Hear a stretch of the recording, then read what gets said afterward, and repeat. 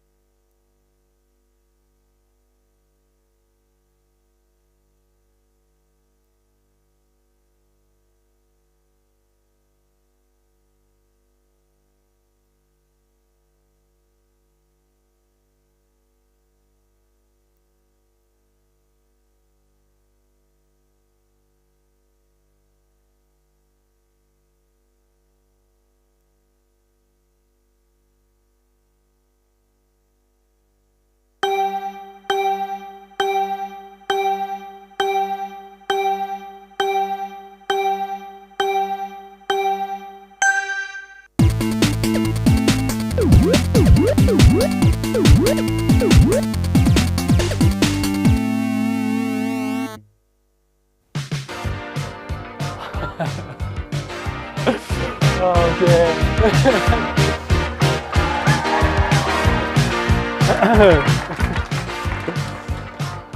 Thank you. I'm really not sure what I think about that entrance song. I probably should have jogged it in, but thank you so much for being here. If you're joining us in person or if you're joining us over YouTube, thanks for taking 2 hours out of your diary to come and join us today. It's been 3.5 years since we've been on this stage. It's my first time being on this stage, and I think just to be up here, seeing all of you in person, it just feels genuinely really special. My name's Andrew Turner. I'm going to be your host today. I'm the Chief Revenue Officer for Incubeta UK. It's my job to kind of keep it all on course, and if I get scours from Scarlett and the marketing team, then I need to speed up a bit. But before we get going, I do need to tell you about a couple of things. So first off, duration. So we have got 2 hours of content. There's a 15-minute break on the hour for everyone to stretch legs, network, grab a drink. We are recording, so if you do see the cameras, do smile, maybe not wave like I just did. And we want to hear from you. We'd like you to ask questions throughout the day. We've got Slido running, and at the end of each of the individual presentations, we'll have time for questions. How do you do that? Well, if you're watching online, there will be a chat function to the right-hand side of the stream that you'll see on YouTube. So do pop your questions in there. We'll moderate those. If you're in the room, Slido is your route. So probably the best comeback in history, the QR code. So please take a picture of that, or if you would prefer just to navigate directly, it's slide.do, and then it's a hashtag Incubeta, and that'll bring you through to all of the content for today. So to introduce the theme for the whole event, which is Tomorrow's World, I'd like to start by telling you a bit about me as a young boy. Here's a couple of pictures of me and my sister, quite frankly, setting the world alight with our on-trend fashion sense in the mid-90s, be it my Bart Simpson t-shirt and waders combo, or my sister with a tie-dye t-shirt. Common feedback that my mum got from my school teacher was I was a bit of a daydreamer, often distracted from the subject of the lesson, appearing absent in a world of my own. In fact, my football coach shared very similar sentiments, frequently telling me to focus on the game in front of me and to stop looking for change on the ground. I have to admit, I do remember daydreaming a lot when I was a youngster, obsessed with what the future might look like. Now you're probably thinking, well, what was that? Well, it wasn't really that exciting. I have to confess, my future gazing was not of really the extraordinary nature. Predicting things like what I might have for my tea, how I was going to get my top score on Snake 2 on my Nokia 5210, and how my beloved Tottenham Hotspur would one day win the Premier League. That last one is quite a long-term prediction, so it's still coming round. As a society, we crave security in knowing what's next and will forever try to predict the future. My early memories of television featured a number of shows that spoke to our inquisitive nature of what the world might look like. Perhaps the most obvious example is the film Back to the Future from the 1980s, which offered distinct predictions of what the world would look like in the 21st century, correctly predicting our use of automation and robotic technology, but falling short that the hoverboard would become our primary mode of transport. Perhaps in a less more obvious example, we have The Simpsons. The Simpsons has made some incredible predictions of the future. It foresaw the election of Donald Trump 17 years before it happened, and even the legalization of marijuana in parts of North America 12 years before it came into effect. In far more fact-based near-term world, you had, in my opinion, one of the best prediction shows in tomorrow's world. A staple of my childhood. Every Friday evening, right after Top of the Pops, I tuned in to learn what the future might hold for everyday parts of life, like work, travel, and communication. Now, it's really at this point I'd like to play you a clip from the show. Before I was even born, in 1982, making some incredibly accurate predictions of the future of the office. It's the office worker of the future who may have to face not only a change of work style, but a change of workplace. That's because the office of the future, already called a workstation, is so self-contained that it can exist almost anywhere, provided there's a telephone and electrical supply. So, the necessary visual display unit, the electronic keyboard, computer and printer can be set up in your own house, and far more of us could be working from home by 1981. Good news for people with young children. Or this workstation could be shared on a neighbourhood basis for those who don't have the time, the petrol, or the inclination to commute to work. So, this technology already offers a choice of lifestyle. But does it improve efficiency? Well, when I arrive at my workstation, first of all, I key in my personal card, which tells the equipment who I am, giving clearance to all information relevant to me. It also registers my time of arrival, which is important for the future, when there's going to be more flexi time. Now, obviously there's a message waiting for me already, so let's see what that is. I've got to go to a conference in New York, and they want me to get some information on 2 delegates, Norman and Simpson. And there it is. It's going to be possible to combine any text, graphics or pictures like these, and then pass them on to anyone else in the world with a similar terminal. But first of all, I want a hard copy of that. That would be very useful. There we are. Now, if I'm going to America, I obviously need to get a ticket, so I'll get some information on that. Now, that data service tells me the details, so I need to book now Heathrow to New York, and they're offering me a flight on Concorde, and I can actually pay for it directly with my credit card. Press the right button, and I can actually get my ticket. Now, this is all done by microelectronics, which replace people and even simulate their voices. Now, before I go, I want to check my electronic diary. Now, for the days I'm going to be away, business details as well, very useful. And it could all be possible within a few years. A system that improves efficiency by cutting down paperwork and allowing us to communicate without today's middlemen, the telephone operators, ticket clerks and secretaries. Absolutely incredible. To think that those predictions were made, and it took really 38 years. It took the force of a pandemic, of everyone having to work at home, to do what was just depicted there. Truly remarkable prediction. Bring us forward to today. Predicting where we head next has never been more challenging. It's not the first time we've actually been on this stage talking about the VUCA world that we now live in. Volatile, uncertain, complex, and ambiguous. It's a state of constant and unpredictable change that is only becoming more pronounced. In our world of business, our organisations ask us to build business plans, budgets and forecasts for the financial year ahead. No one would have accounted for a global pandemic at the start of 2020 or the impact of geopolitics and conflicts at the start of this year. In fact, in planning for the content back in April, there was no way we could have predicted a world without our late Majesty, the Queen Elizabeth II, and to be faced with one of the greatest cost of living crises we've seen in the 21st century. Today, we welcome our clients, partners and industry to a unique event to take a step back from the fast lane of the VUCA world we live in to share some informed perspectives and predictions on tomorrow's world. Our attention will of course cast a light on the digital world itself, with our opening 2 sessions focusing on tomorrow's world of advertising in the face of a seismic shift in the way that we're able to target and measure the efficacy of our work.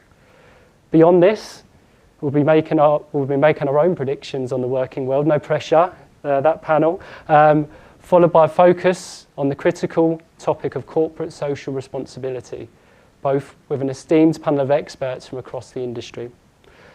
Finally, we'll be absolutely honoured to welcome Maggie Phillbin to the stage, a host of Tomorrow's World, and who that clip featured just there, who's going to be telling us about her life's work in broadcast and the work she's now doing as a Chief Growth Officer of TeenTech.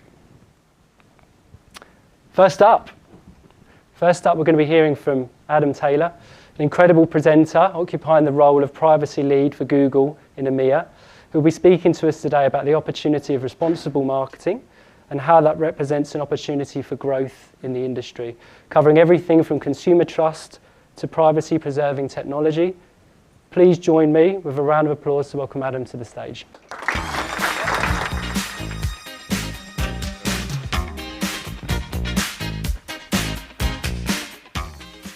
Again, I didn't choose that song, but I definitely would have done if I had the choice. So thank you very much for inviting me. I will skip on. So good afternoon, everybody. Thank you. It's great to see so many of you here today. And as the first Googler to speak with you, welcome to our home in King's Cross. Some of you may have actually seen on your way in that tomorrow's world for Google in King's Cross is actually just across the street with our new office, the Land Scraper, recently topping out, which I'm told is a construction term for putting the roof on. Is it going to end the shortage of meeting rooms? Not sure. Will it topple the views from the 11th floor of this very building? Again, not sure. But most importantly, I'm hearing there may be a slide to help us move between floors. So that's the one thing that we really look for. So as was just said, I'm Adam Taylor and I'm the privacy lead for Google Marketing Platform, specifically here in the UK. I've been at Google for a little over 6 years and I've dedicated half of that time to the topic of privacy. I support our sellers, our partners and agencies and our customers understand the nuances of running a digital advertising operation in a changing regulatory and technical environment. And when I was asked to contribute to the event today, I really like the focus and the tone of looking ahead of what's to come. Privacy is often a tough topic and appreciate being the first on the agenda. You might not want to be listening to a topic about privacy, but hopefully I can give you a little bit of information about how we see this as being a real opportunity for growth despite those changes afoot. Now, a caveat, I'm in no way going to try and predict future trends in regulation or give you a definitive date for the launch of the Privacy Sandbox because I value my job. Instead, I'm going to try and talk you through some of the insights that we see from consumers today that we really think are going to build for the businesses of tomorrow. So we see it as a big opportunity at Google, but also as a collective industry-wide challenge that we really need to make sure that we're collecting, using and respecting user data in better ways than we ever have done before. We know that consumers will continue to search for helpful experiences online, and that will only intensify as the years go on. They love things that help save them time, like Google Maps, that present them local, accurate information, or that alert them to new and exciting products or services that they're yet to try through advertising. And we see today that businesses that deliver well on these experiences typically get ahead of their competitors. But underpinning all of these experiences is customer data and user data. But by default, consumers are becoming more and more distrustful. Last year, worldwide on Google Search, we saw that searches for online privacy grew by almost 50% year on year. And as people manage more of their lives online, their concerns over how their personal data is gathered, used, and shared have only increased. People want those great online experiences that we just showed, but they want it delivered with the privacy they deserve by brands that they can trust. For advertisers, that presents a really clear opportunity, but also a responsibility. So this year, we asked 20,000 Europeans about the consequences of good and bad privacy experiences. It's part of our most recent research with Ipsos and was released yesterday as a part of the Demexco conference. Our Vice President of EMEA, Matt Britton, may have had slightly longer to mull over the slides than perhaps I have had, but the report is a really interesting read. I'd encourage you to read the follow-up and to go through. There's over 50 pages understanding the nuances of privacy experiences that users have in different countries, and it really unearths some interesting insights. I've tried to pull that down into 4 key findings for the purpose of today, and they start as the following. So number 1, the impact of poor privacy experiences on a consumer's willingness to trust a brand with their personal data appears to be nearly as severe as a data breach. Now we know in our world and in the world of online advertising that data breaches and concerns around that really do create barriers with consumer trust. But if you think about that from the very start, when your consumer comes to your web properties, to your app, those experiences all matter. It's important to make those positive experiences because we see how that really impacts the way that people feel. The second, despite perhaps not being the best constructed sentence that's ever been written, providing a positive privacy experience where people feel in control of their data actually increases the brand preference over a competing brand by 43%. So what that's really telling us is that if you get this right and people feel in control, they are less likely to navigate to your consumers. It's a really important part of competitive advantage. And third, for brands already with good privacy practices, if they added in a monetary incentive to collect more data from a user, it actually didn't do anything to further improve brand preference, and in fact negatively impacted consumer trust in sharing their personal data. They don't like tying personal data with monetary reward. It changes the perception of users. So again, a really interesting point here. And finally, there are clear actions that advertisers can take to increase consumers' feeling of control, and these benefits are additive. It doesn't start and end with a consent management platform on a website. It doesn't start and end with one implication or one communication with a consumer. It's consistent. It has to be something that's baked into the way that we think about everyday business. And if you combine these actions, you can see that net increase of feeling of control going up by over 40%. So I think what's really clear in that is that there are themes. Themes of transparency, themes of choice, and themes of control. And that responsibility falls on all of us to gain the trust of users. They want more transparency, they want more choice, and they want more control to know that their data is secure. And if they can deliver on this as a business, or if you can deliver on this as a business, you can earn valuable trust. And this shouldn't be seen as a burden or an overhead. If anything, it's table stakes now for being successful moving forward. As an industry, it really is time for us to grasp that moment and moving beyond being helpful and easy to use and actually moving on to being responsible and respectful. And for many businesses, many of you potentially in this room, that is going to require quite significant top-down focus. And I may be preaching to some of the converted in this room, but often in conversations that we have with C-levels, this topic often isn't given a priority. So it's on all of us to really make sure that that bubbles to the top.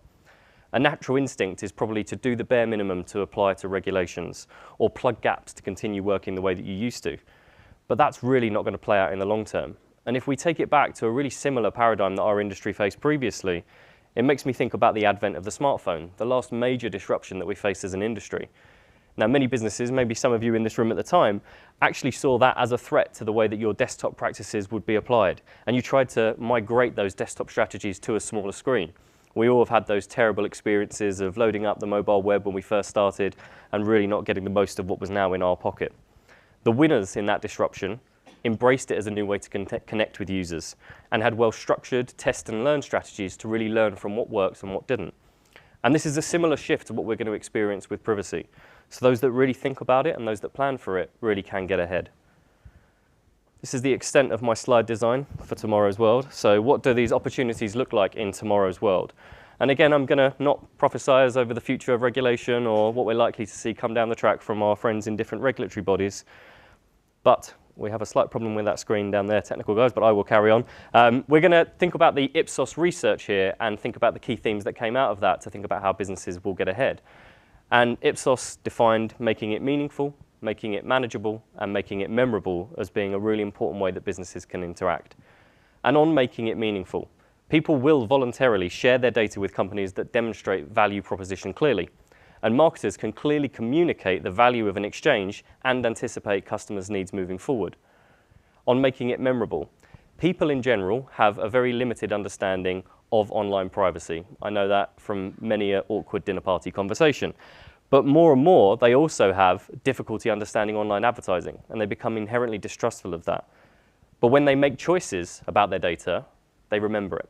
So it becomes a really important part of the way that you interact with people, and on making it manageable. When people feel they lack control, as we saw from some of those data points earlier, they really become skeptical of advertising and digital business as a whole. So we really should think about tools and techniques that we can use to really engage people to help them manage their privacy choices. Now, this is still also something that we have to contend with here at Google in the way that we work with our users too. And our ambition is to deliver experiences that are secure by default, private by design, and keep users in control.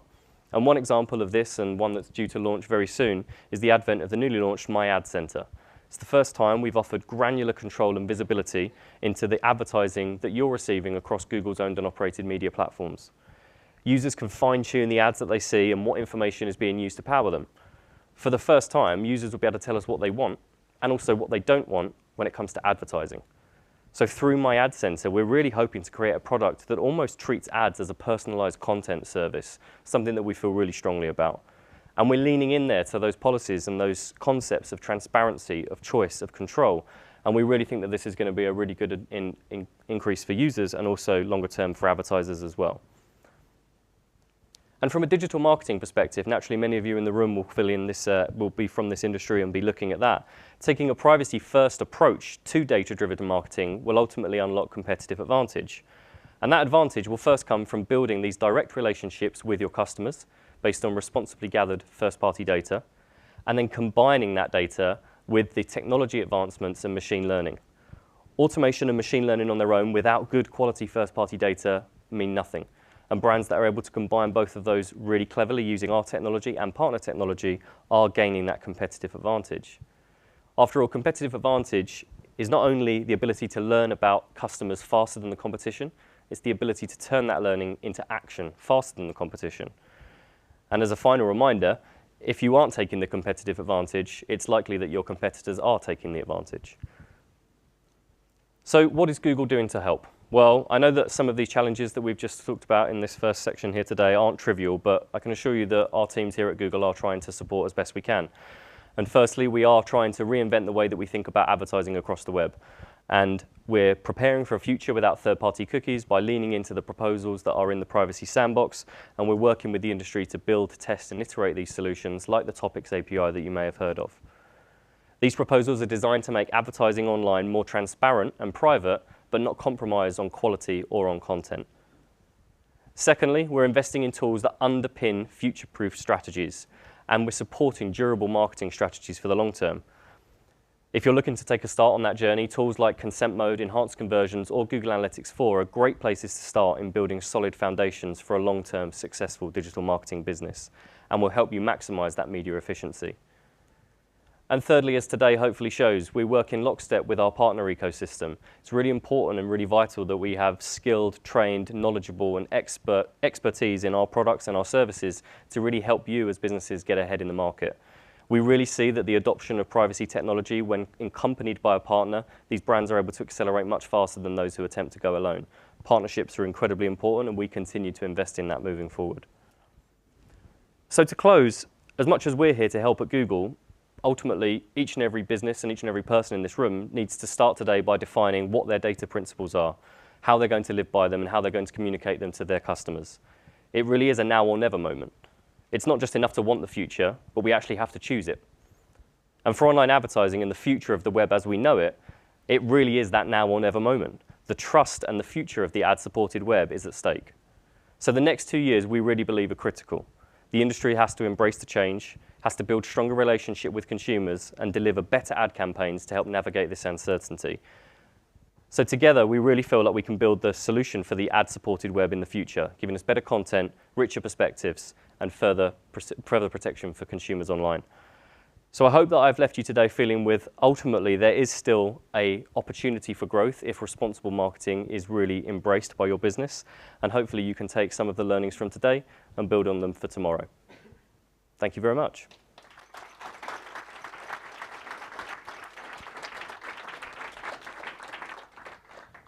Absolutely superb. Thank you, Adam. Would you mind taking a seat for a couple of quick questions? No problem. All nice ones, I promise. Yep.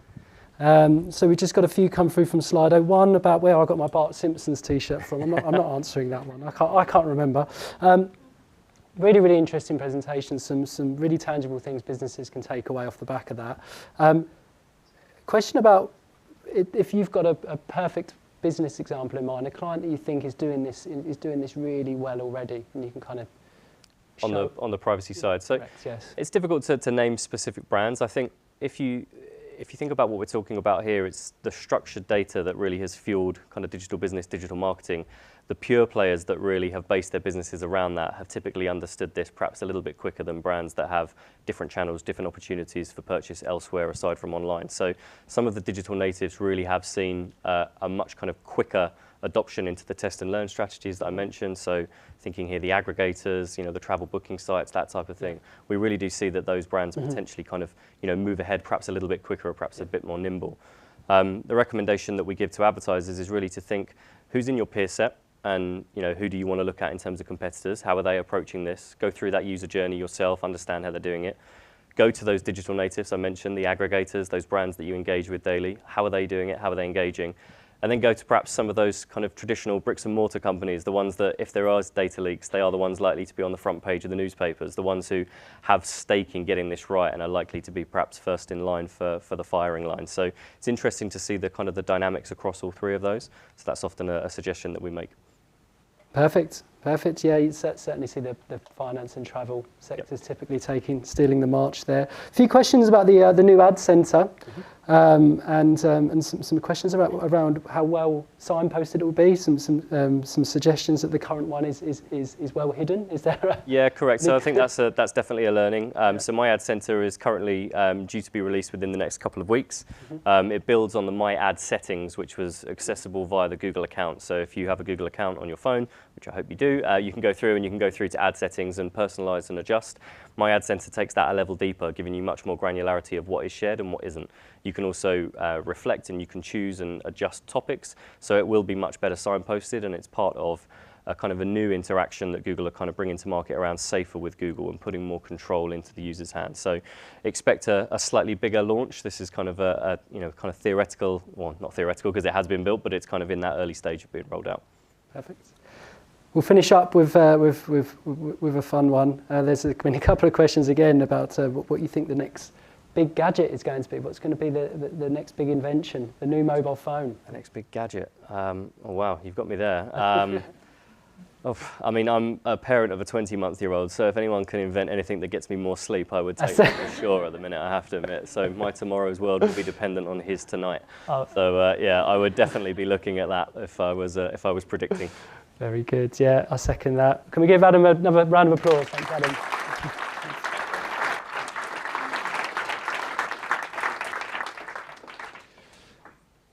Awesome stuff. What a way to kick us off. Next up, we're going to be hearing about the exciting future-proofing work of our partner, Marks & Spencer's, to drive their digital transformation journey. The presentation will take the form of a fireside chat hosted by Incubeta's Chief Growth Officer, James Sleaford.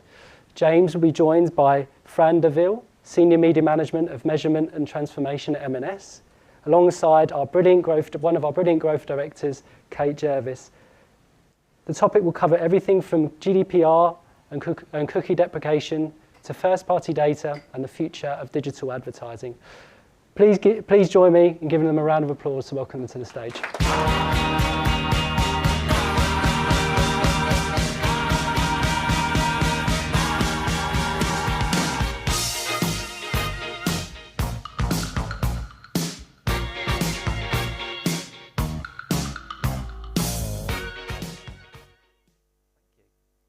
Tomorrow's world. Drinking water out of cans, sitting on uncomfortable, futuristic-looking chairs. Getting on this actually. It's like it's too tall. Right then. So, thank you very much for having us. I'm delighted to be joined on stage by Kate and Fran today. When we kind of came up with the genesis of the idea of today around tomorrow's world, I mean, if you told me 5 years ago that we'd be having a session entirely about tomorrow's world, I would have been, well, what's all that about? You know, we work in digital media, we work in paid search, we work in analytics. We live in tomorrow's world. It's always what we've done. I think probably lots of people in this room, when they first joined the marketing industry, they probably were the ones that were talking about the most exciting thing in the room compared to more traditional media channels. You know, when I first joined Net Media Planet, we were always talking about what's next in paid search, what's next in paid search. I think it's what's lured a lot of people into the industry and got us all excited about working in the industry. I'm sure people from media platforms have felt the same. And Adam did touch on the idea of the paradigm shift a few years ago about moving forward with mobile, but it never kind of stressed anyone out. Do you know what I mean? It's always been a positive, you know, forward-thinking industry to kind of to inspire and keep us moving forward. Then about 4 years ago, 4 single letters changed all of that and scared the life out of everybody, and that was obviously GDPR. And since then, forward-looking and thinking forward and being excited about tomorrow's world has arguably changed a little bit, and we've not run into tomorrow's world with the same kind of abandon and enthusiasm as we have done previously. So to kick off, I suppose, Fran, first question is, why do you think that's the case? Why have we stopped looking forward in our industry? So, yeah, I think it's a difficult one, isn't it? Because I think a lot of advertisers have maybe been a little bit slow to act on some of these changes that have recently been announced. And I think a big reason as to why that's the case is because of GDPR. As you mentioned, you know, there are huge implications for getting that wrong.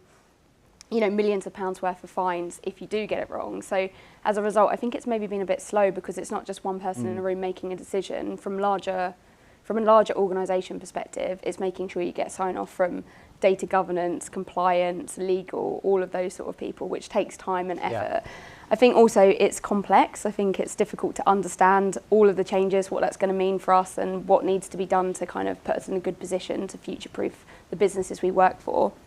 And then I also think there's probably a little bit of complacency coming in as well, because, you know, these changes have been pushed back, I think, you know, 2-3 times now when we're talking about, I think, the final kind of death knell for third-party cookies, which is obviously Google deprecating them in Chrome particularly. So I think, you know, that's the other reason as to why it's taking a long time, because people feel that, you know, there could be another change, and 2024 is a long way away, and we've got a lot of other things that we as advertisers probably need to tackle first and foremost around, you know, obviously we had COVID, then we also have had the cost of living crisis, which we're currently in. So I think a lot of people are kind of focusing on those at the moment as opposed to thinking ahead and thinking what needs to be done. Yeah. I think it's an interesting dynamic that obviously we're here because regulation has come into play because we've been so agile and got to a place, and now regulation is there. It's slowed that agility down to find solutions because we have to go through so many loopholes and check things off, particularly if you're in large organisations. Is there anything else from your perspective on that side, Kate? I mean, anybody who knows me knows I could talk about this for about 20 years. But I would say there's a mindset piece as well, and I think Fran and I have spoken about it previously, that for the past kind of half a decade, we've been focused on this kind of perfect world, and that's what everyone's been selling and moving to and telling C-suites about. And it's hard to kind of turn around and say, hey, there's going to be a change to this. So I do think there's something there around the education, and not just thinking about ourselves in this room, education of digital advertisers, but also thinking about how do we go back and tell these stories to our board, who we've kind of built. Taking on a different story, yeah. Exactly. And now we've got to unpick it. Cool. So in terms of where we're at now, we talked about cookie deprecation, that ever-moving horizon, which has gone backwards again. How well do you think we're set up as an industry today? I think it's, sorry, I need to stop. I need to stop touching here. I'm just whacking it. I was supposed to take this off as well. I think as an industry, it's pretty well documented what we should be doing in terms of best practice. You know, I think Adam just touched upon some of the things there in terms of what Google's recommendations are. So, you know, obviously we're at a Google event, so I'm pretty sure most people will be familiar with the fact that, you know, the recommendations that tag templates are updated to the latest G tag template, that we also get consent mode implemented as well, so that we have a better understanding from a measurement perspective of the conversions that have occurred who aren't giving consent, cookie consent. We're able to kind of model those out to help fill in the gaps that we know exist. And then, of course, there's server-to-server integrations, which is it's not just a Google recommendation. That's been widely touted by other major platforms and partners that we work with as well. I think outside of that, it's obviously really important to make sure that you've got a robust measurement framework in place. So I kind of touched upon the fact that conversion modelling is kind of becoming the norm, because we know there are a lot of gaps in the data as it stands. That's before these changes even come into play. So again, making sure that you're using conversion modelling, but then also, because of the fact that they're a bit of a black box solution, you know, the partners and then also measurement and analytics tools that are out there at the moment talk about conversion modelling, but they can be a little bit opaque in terms of how that's done and how accurate it actually is. So making sure that you're supplementing with tests and experiments to be able to get real world examples of actually what the incremental lift is, which you can then use to calibrate your online attribution models, but then also, if you've got them, your media mix models as well. And then first party data, obviously we know is becoming a hell of a lot more important, even more important than it currently is. And so making sure that you've got the technology in place to be able to actually activate those audiences, but then also working with agency partners like yourselves to kind of build a robust audience strategy that looks not just at targeting those seed segments, but actually driving growth through lookalikes and predictive cohorts as well. So I think it's relatively well documented what we should be doing, but there's a limit to how prepared we can be, because obviously we're still in the dark about actually what it's going to look like moving forward. Yeah, what's the end point? I think measurement, you know, we know conversion modelling is going to come into play, which I've kind of spoken about to make sure that you're running tests to ensure the accuracy.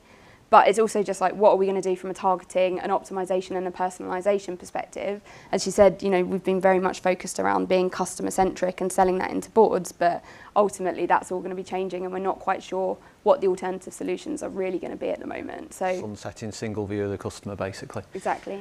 So in terms of, obviously there's a lot to untangle to get there, Kate. I mean, can you take us through some of the practical steps and what we've kind of been talking to M&S about with regards to moving this complicated story forward? Yeah, absolutely. I think often we can talk, you know, Fran's talked a lot about kind of technology options, and I think when we think about privacy, we kind of say, okay, what technology is going to help us solve the issue? And in that, I think we can feel a little bit powerless because we are reliant on technology providers to come up with a solution. So at Incubeta, we have been working with M&S initially to look at how we can take the concept of tomorrow's world into something more practical and start building out a kind of future-looking approach. And so ultimately, an idea of how privacy is going to impact things in a tangible way. You know, as Fran's alluded to, it's quite difficult to know exactly what that's going to be right now, but it's how can we get as close to that truth as possible and then come up with some long-term recommendations. So there's a kind of three aims behind this, really. And the first is about understanding, then it's about enabling, and then it's kind of how do we deliver based on that. So the aim one is realistically, you know, how are you collecting data at the minute? Where does it sit? Is it accessible? How is it currently used? So are you actually using it? And I think point 4 is probably the bit that, or point D, shall I say, is the bit that doesn't get enough conversation, in my view, which is how important is the data that you have? I think we spent a long time in this industry being very obsessed with just collecting data and how many tags could we have, how many variables, how many different levels of customization. And the question that always gets lost is kind of, what question are you asking? So actually, if the question you're asking only needs 2 pieces of information, it doesn't matter if you can't get the 18 that you previously put in a database. So I think part of this is, you know, what are you collecting, but also how important is the data you have and what you need. Then from an enablement point of view, what parts of what you need won't be available in the future and what alternatives will be. And this is both looking at how you can kind of directly, like through some of the tools Fran was talking about, how you can kind of directly replicate, but also what do you need to kind of change? So alternatives might be a change in strategy, a change in approach, a change in education, a change in how you talk to the customer, a variety of things that's not just how can you plug the gap that exists. And I think Adam alluded to the fact you can't just take a plugging the gap approach here. And then also creating a testing plan. So what we've been doing with M&S is seeing how we can utilize those alternative solutions and try and predict, you know, if we ran this campaign in 2 years' time, how would that look and what's going to be more of the tangible impact rather than just kind of sitting in the fear of kind of the concept of privacy. And then thirdly, it's realistically about kind of sustainability, and sustainability is so topical in the wider world, but also very prevalent when thinking about data. So in terms of cross-channel strategies and the strategy you're building, how can you make it sustainable? So not just using things now because we've got them, but building towards the future. That's inclusive of things like measurement frameworks, so widening your measurement view using things like GA4, the transition there, but also different bits and pieces, thick data, big data. What can you bring together to answer the question that you have? And then also, as I alluded to earlier about the education piece, providing training which will drive some alignment in your business. Now we're moving from that precision to predictive piece. It does need a lot of education internally besides the people who kind of know how to look at the data. In terms of what this will look like, so if you're interested in kind of thinking about how you could do this in your business, we take a four-pronged approach, so the 4D framework. So we go through the discovery process, which is looking at qual and quant assessments. So, you know, how do M&S feel about things? What are the challenges internally? But also, what does the data say? So what campaigns are being ran? What targeting capabilities are currently being utilized? Then a view of kind of what's being worked on currently. There's lots of different bits and pieces that are happening, you know, privacy sandbox, server to server, etc. And then culminating that with a kind of data loss map, which is a fancy way of saying what's missing, identifying that. Then designing, so testing plan, data capture plan. Too many hinge dates there, that's a little slip. And so yeah, testing plan, data capture plan, to ultimately try and understand how you can take this forward in an incremental way. Like, we're not going to solve this overnight. Deploying, so execution and education, so the two E's here. Education, I think, is such a huge one. And then ending by ultimately putting together a long-term view of recommendations and reviewing that as we go. First-party data is not something that it's like, we're going to tick this box, we're going to achieve it, and then tomorrow we're all going to go on holiday and it'll be great. This is a long-term solution that needs to kind of be continually tweaked. And I think a commitment to first-party data is ultimately what this conversation is about. Cool. Thank you, Kate. You always talked a lot about first-party data there. What do you think the biggest barriers to gaining more first-party data from our customers, based in, based on the fact that on the other hand we're talking about privacy and not collecting data? Given Adam another shout out, so it's exactly what he was saying earlier about people just having concerns about the losing control of their data and not being sure how it's being utilised. You know, there's been a lot in the press about huge data breaches. And so people understandably are concerned, and you can see that reflected in the search trends as well. Yeah. Okay, anything to add on that one? I'll let you, I feel like we're going to talk about this more. So. No, from personally, I mean, yeah, I think as users, right, when we're buying stuff ourselves, how brands interact with us and what data they collect and how we actually go through that process, quite an interesting one. I'm very happy to hand my data over if I feel like I'm getting a good experience and I'm not working, but continuing to go back to a brand. Shout out to Adidas. I did get some new trainers from Adidas just for this occasion. I got a lot of stuff from Adidas, if you are watching. But their whole app experience I find brilliant because there's a whole membership club around it. They're collecting more data on me all the time, but it's almost gamified. I'm collecting points as I'm kind of sharing more information with them on that side of things. That's a great point, James, about like they keep collecting data from you. Yeah. So I think one of the things we think about when we think about first-party data is that it's this linear piece and we do it and then we've got the data and then that's it. And we neglect thinking about things like data decay, which is, you can squirrel away, build the best database in the world, and depending on the life cycle of your customer, it might expire, within 9 months if you've got a short life cycle, or potentially shorter. So that's something that I think we have to think about a lot more as an industry, which is we don't just collect the data, but we gamify it, we do it progressively. Progressive profiling is a huge kind of topic at the minute, and we start to build it up, which I think is actually a great benefit for the business. Personally, I think it's one of the greatest things that will come from privacy. Yeah. Cool. That's a nice segue to the final question, which is, you both talk very eloquently and passionately about it. I think there is an element where people think, oh, it's another privacy conversation, and there is a stick a head in the sands type approach from a lot of people. What are you positive about with regards to the future? I mean, obviously, as marketers, it is a pain in the arse, again, to kind of like have to do another thing to mitigate some of the changes. But ultimately, I think as a consumer, and it's a good thing, but also we can see that our customers are concerned about it, so we need to address it. And I think, this is not the first time we've had changes like this come into the industry.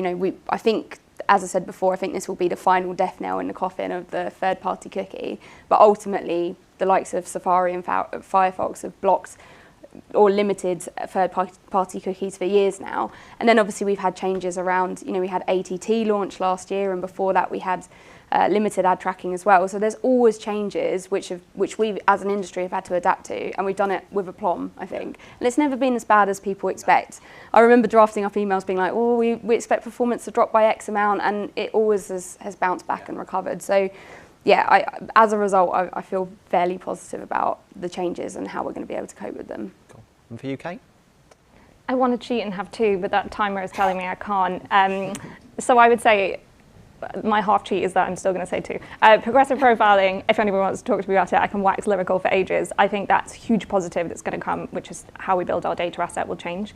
But I think the biggest thing for me is that we never succeeded at a single customer view. And I think that's a great thing because people get so consumed by the idea that this isn't going to be perfect, and it was never perfect. We were 60% of the way there maybe. So I think that's a real positive, and it's about reframing that discussion to say, you know what, we tried it was never going to get there, and now the route's changed. That's frustrating, but what can we really do to move forward and kind of stop obsessing about the past so much, I think. Good stuff. Look forward. That's it. Thank you very much for your time.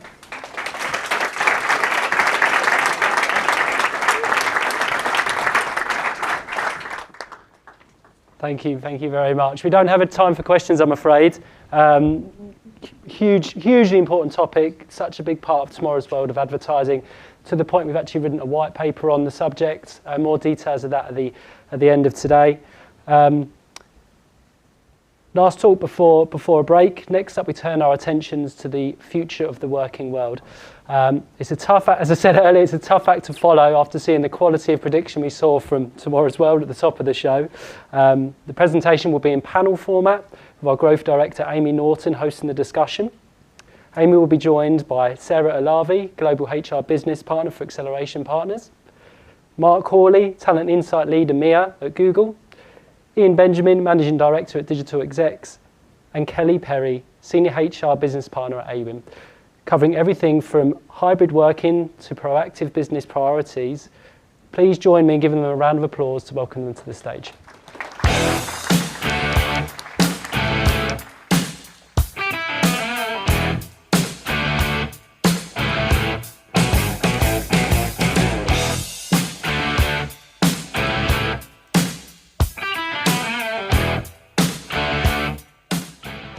Hi everyone.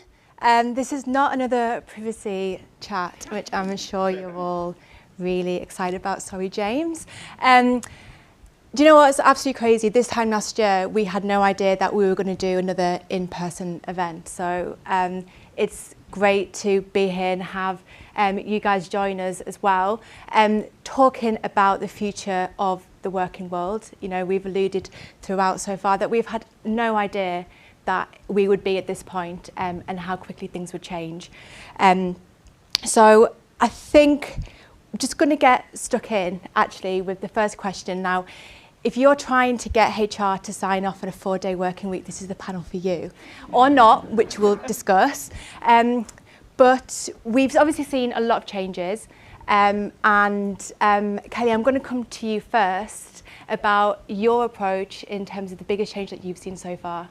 Yeah, absolutely. I think, there are so many changes, but from an Awin perspective, the biggest thing that we did was implement a 4-day working week. So if you can think back to COVID and the first lockdown, we quite quickly moved to a 4.5-day working week. And the rationale for this was really to protect our employees' mental well-being. You spend all your time at a desk, you can't really leave the house, bar, go for a walk. It was very unusual to us. Really giving people that time to recover, decompress, and do something that they love and they enjoy. That was really successful. The feedback we had was amazing. Productivity wasn't impacted. So we made a decision pretty quickly to trial a 4-day working week. It wasn't as straightforward as just going to that. We had multiple task forces internally where we looked at things like automation to kind of reduce that workload, because the aim is we had a 37.5 week working contract. We now do 30 hours. So we pitch it as kind of a flexi week, so you can either have 4 days, so you take a whole day off, or you can take 2 half days off, to kind of, again, to get that adaptability of you might have children or other requirements where one is easier than the other. But that would be the biggest thing that we had, is really putting our employees first and focusing on how we can give them time back to have a better work-life balance. Awesome. And Ian, I'm going to come to you because working in recruitment, obviously, when you're working with businesses and people who are looking for new roles, how prominent is not just a 4-day working week, but how prominent is, things that have changed? Since COVID, before COVID, working from home was not on the agenda. It was always, for speaking to a candidate, trying to negotiate a role for a candidate with an employer, it would be the candidate was always talking about the money. Can you get me another couple of grand or whatever? And that was always the top of the agenda. that's out the window. It is Really? totally working from home straight away. Is it remote? No, it's not remote. Put the phone down. No, come back. Type of scenario. So no, working from home, 4-day week, top of the agenda by a long shot. And but it's working. I mean, you know, because since COVID, massive change. All of us have gone through change of some description. So, you know, in terms of the working world, people, companies that have to change and be a bit more open to it. And so yeah, without a doubt, I think it's working. If the right, not 4-day week can't be right for everybody, working from home can't be right for everybody. But if the tools are there, which they are, to measure productivity, and productivity hasn't dropped off, then it's easier for it to be implemented. And but yeah, it's definitely at the top of the agenda from a candidate perspective, and companies are adopting to it. And I saw I think it was in the Metro early this week or last week, that there's a campaign that's been run right now. And I think 80%, I think there's 40 companies that are in this campaign or this survey, and I think over 80% of them are leaning towards it. I think it's been going on for the last 2 or 3 months or whatever, or longer, and they are kind of leaning towards adopting it full time as part of their strategy going forward. So you teed me up perfectly there for this next question. But obviously, working from home has a huge impact on like relationships and how workforces come together, especially within our industry. You can argue that, you know, as creative thinkers and like doers, actually we need to be around people to bounce ideas off, you know, to get that from other people. Kelly, do you, like, in terms of what you've been seeing, Sarah, sorry, is there anything that, you know, you can add to that in terms of human interaction? Yeah, so at Acceleration Partners, we've always been remote since day one, and that's before COVID. So we are actually set up to be fully remote, and we're a global organisation, and I feel that we are very much connected. And, you know, we have social gatherings quite often. We have a yearly AP summit. For example, the next one will be at a campsite in the US, Pennsylvania. So these are great team building opportunities. Right. Yeah. Yeah, perfect. Great to see you there. So these are great team building opportunities. So I do feel that people are very well connected and also productive as well. So for example, taking away that commute, you're no longer commuting and you have that home life balance, and it's all, you know, I think there's fantastic things coming out of that. So it works for you in that instance, in terms of you don't feel like people are getting disconnected even though you're not physically, you know, face to face. Exactly. And I was speaking to Ian actually earlier, and we were saying that, you know, if you're fully remote, you can attract talent from different parts of the world. It doesn't have to be, yes. For me. Is that a pun? Rolls Royce. Oh, you know, wow, you're ahead of the curve there. We'll talk after. But no, definitely, it's from a recruitment perspective, just quickly, yeah, if I'm recruiting for a role and it's fully remote, just beautiful, just a fantastic situation. Makes your job a lot easier. Yeah, without a doubt, absolutely amazing, yeah. So I need to speak to Sarah after the event. And Mark, just to come to you for a second, so obviously Google are well known for their policies, and you had a lot of flexibility kind of before COVID. What's changed for you since then? Yeah, I think Google allows remote work for some roles, but what's more typical in a lot of teams is the hybrid week. So for Google, in my team, for example, we are in the office Tuesday, Wednesday, Thursday, and we get to have Monday, Friday to do the laundry or walk the dog or do those things that, you know, are part of our lives. I think what I have seen, I'm a people manager at Google, and I think the role of the people manager has really been elevated during the hybrid working week, particularly if you have teams where some of them have opted to go remote, some of them are in the office 5 days a week. You know, you have to think about things like how you allocate work. Do you actually allocate work? You don't just give someone a great opportunity or a great project just because they're sitting in front of you. You also have to think about, you know, how you performance manage people who, you know, might always be there and very visible, but also those people who you might just see on a screen as well. So I would say there's been a lot around the role of the people manager. Nice. Sorry, Ian, looks like you were going to say something. Well, no, just observation. I mean, some people don't want to work from home all the time, and they want to work in the office 5 days a week, and for whatever reason. So be interested to speak to you about that, Sarah, in terms of when you're hiring somebody and they find out, or that they weren't aware of that it's totally remote, they think, well, no, I want to come into the office. Or does that ever happen where somebody rejects an offer because you're totally remote? Has it done a 180-degree flip? Well, that's very rare. We do have a co-working space allowance, so you can go into pretty cool working spaces in London or different parts of the country or the world and work there with your colleagues or with other people. I mean, is it popular that yes, people do that? Yeah. People tend to do that 1 day a week. That's what I do. Yeah. Gotcha. Interesting, yeah. I think that also works if you want to bring people into the office. You have to make sure that you're investing in an office environment that people want to come into. Because if you're saying to employees, come in a few days, then you have to make it, an enjoyable experience so that they probably get the comforts of their home in an office to some extent. We've recently revamped our London office to make it more of a collaboration space. We definitely have hybrid working, and we noticed that people tend to come together in an office to do something as a team, so maybe strategy planning or team building, team workshops, etc. So we've made the office a bit more kind of accommodating for that, so there are more hubs for teams to come in. Obviously, we still have people that like to come in and just work 1 or 2 days a week, and that's great, they've got the space to do that. But yeah, we identified that that's what kind of our people were asking for, so we made that change to make it more inviting for everybody.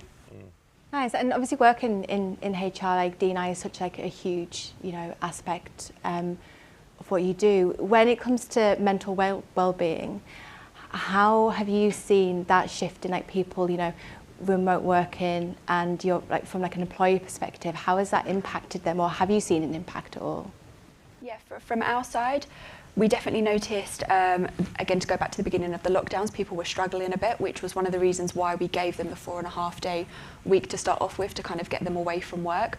But we have an employee engagement survey that goes out every 2 weeks, and we track mental well-being constantly, via anecdotal feedback. And people are saying that the 4 day week really helps because it gives you time to spend with your children, to do hobbies, to do things like that, rather than just being so focused on work. Because I think that was one of the biggest mindset shifts that came out of the pandemic, was maybe we all used to be too focused on work. We'd spend however many hours, 2 hours commuting, 8 hours there, 2 hours back.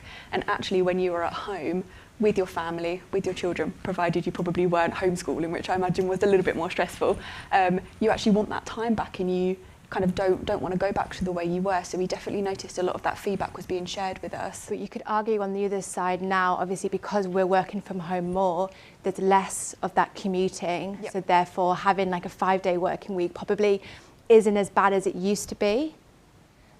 Is that something as well which I guess is being like communicated, not necessarily from an Awin perspective, but...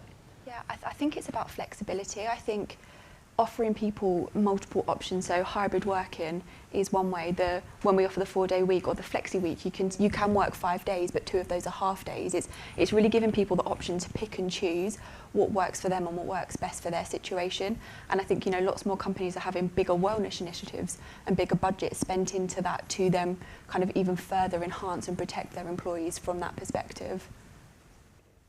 Yeah, and I also think the wellness allowance is an important factor, and it's about trust as well. So we should really trust our employees to work flexibly. You manage your own workloads, and we're not micromanaging you, and we have that trust and autonomy. So, years ago, for example, I used to work at a football club, and, we used to look into people, right, when are they clocking in? And, I used to, for example, might give warnings to people, if they're late on a regular basis. Can you imagine doing that now? No way, yeah. So times have really changed, so and that trust is there. Like an element of a generation shift as well. Like my dad, who's in his mid-50s, is very still focused on, making sure that his team and staff are like, if they take a sick day, he's still kind of questioning that, but he's a nice man, genuinely. My dad is a great man, but he's got that mindset of like, this is how it's always been. Yeah, I think that's a great point. I think it perhaps is generational, but I think it's also very industry-based. Like I think back to when I started off my career, I unfortunately spent a few too many years as a management consultant, and it was very much about, being present in the office, and it was very much about having to go for dinner with partners, and I hated it so much. And Queen said herself, like, she needs to be seen to be believed by. Yeah. Yeah, and but again, that was just what the industry made me think, and I think it's up to companies within industries to say that, it's actually not all about being present just for the sake of being present anymore. You need to, empower your employees, and exactly as Sarah said, it's about like trusting your employees to make the right decisions and be productive, but they don't need to be right in front of you to do that, if it makes sense. I think as well, going back, my parents, when I first came to this country, they both worked at Vauxhall and for 20 years, and the mindset back then, generationally, you know, that you would get a job for life, and I mean, you'd be there for life, and there was checking in and clocking in. It was a different mentality. So obviously, Generation Z, millennials, a different outlook. Candidates do have the power. But since COVID, there's been a massive shift in terms of companies, the culture, in terms of how they shape things in organisations, different groups to support individuals' mental health, as you alluded to. So yeah, it's just a massive shift now, and I think, you know, companies have to adopt and change going forward to attract talent. And there's a lot of companies who don't. There's companies now, clients of mine now, that prior to COVID, they would not have entertained working from home, but now they're fully remote. Honestly, they're fully remote. And that's something a couple of years ago, totally 100% remote. And before, I used to hate raising it with them before. You know what I mean? What about those industries where you can't work from home? So, you know, we can all work from home, but what if you can't? Like, I don't know whether, you know, there's like certain elements like within your businesses where working from home is like actually impossible because you have to be like on the ground doing what you do. Are there different incentives for those people? They're not, obviously, they're still having to commute. They're not getting the luxury of like getting the laundry out like Mark does on a Monday. So, you know, are there different incentives, or how should that be approached? Suck it up, I think, like a postman. Suck it up, great. You know what I mean? Because I mean, what's a postman going to do? You know what I mean? Guys, we're taking anything away from today. I'm going to open your post and send them an email. Okay. Just one of those things that change jobs. I know it's not the one, sorry, but I mean. And go to you to do that, right? Exactly. But there are other incentives, like, you know, unlimited holidays. Like a lot of companies are, you know, implementing that, unlimited PTO. So we can have other benefits if you can't work from home. Absolutely. At Google, we have data centers, and obviously the data center employees are there to make sure it all works, and for them, they don't have the luxury of working from home. Again, it's like making a comfortable environment for them to come to work. At Google, we're very lucky. The free food obviously is a big perk, obviously. So, you know, things like that, which go a long way. Exactly. Yeah. Exactly. So obviously, tomorrow's world is the theme of today. So we've got a few minutes left. I'd like to go around and just kind of ask you what your predictions are for tomorrow's world when it comes to the ways of working. Do you understand? Yeah, I mean, the ways of working, what I'm thinking about is it's really important, global warming and climate change. This is a massive issue right now, and for example, you can see the floods taking place in Pakistan, typhoons in Japan, wildfires in California, and it's getting worse and worse. And so, you know, if you're looking, for example, 10 years from now, there'll be a migration of people because, you know, it won't be safe to live in certain countries. So if you've got a business entity, if you've got an office, you might have to move it. There'll be a migration of people possibly, and also we've got to think about our carbon footprint as well. Thanks, Sarah. I think for me, I think we're just coming out of a period of the Great Resignation, and there's still the Great Reshuffle going on, where people are thinking a lot about, you know, what motivates them, what their value and purpose is. But I think also what is going to be really big, well, it's quite big now, obviously, but the approach to underrepresented groups or DEI hiring. I think that in the tech world, there's a lot of conversation about do people need degrees? Do we need to have degree requirements for roles? I think, you know, making sure that we have a workforce which is truly representative of the communities that use our products is going to definitely continue into the future. Yeah, definitely. Perfect. Yeah, I completely agree on those 2 points. I think one of the other things that we, or hopefully will start to see a shift to, is kind of different types of leave, so parental leaves. I recently read that Finland had implemented a scheme from the government where both parents are going to get the same amount of time off. Granted, the amount of time wasn't the most attractive, but 5 months. 160 days, I believe. So they were both getting equal time. So if we look from the UK policy, shared parental leave focuses on the mother first, who can then give up her time should she want to. But if you're starting at that equal base, that kind of again allows women to have much more better work-life balance. If you're a same-sex couple, that allows you to, it's really clear on what your rights are. If you're, again, from a D&I perspective, if you're trans and maybe the word maternity leave is not something that makes you feel great, you've got it from a gender-neutral perspective. So I think I'd like to see the world of work move closer to that way, whether it's the government implement it or companies themselves start to implement it. So yeah, everyone kind of is back to that equality point and has the same kind of opportunities. I feel like we need like another 10 minutes on the clock, please, Scarlett, to talk about that, because yeah, absolutely, huge. Like the 3 subjects that we've just kind of spoken to there, absolutely massive. But fortunately, we don't. But Ian, go on, suck it up and tears off with the last one. Yeah, thank you very much. Well, my business, Digital Exec Recruitment, we are focused on D&I, and for ethnic digital talent is our main sort of USP, if you like. We've got a network of black and ethnic individuals from the digital sector, and so massively focused on that. And so I think, but it's all about change. Whereas prior to COVID, companies weren't really COVID and BLM, etc. Prior, companies didn't think there was really an issue, and I think there's been so much change in every element, and companies are moving forward in the direction of being more open. That's got to continue. I think not just from an ethnic perspective, but as you alluded to as well, LGBTQ, disabilities, etc.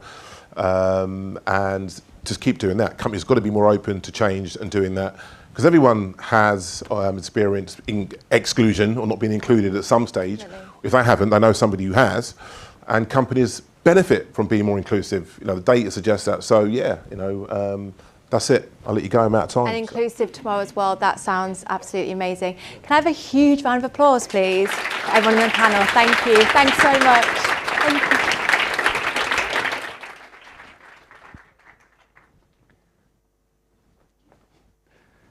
Wow. What a panel. What a pair of panels. That was absolutely incredible. I could have carried on listening on and on and on to hear what these businesses are doing, not sitting on the fence, driving change, listening to their people and being progressive is so inspiring.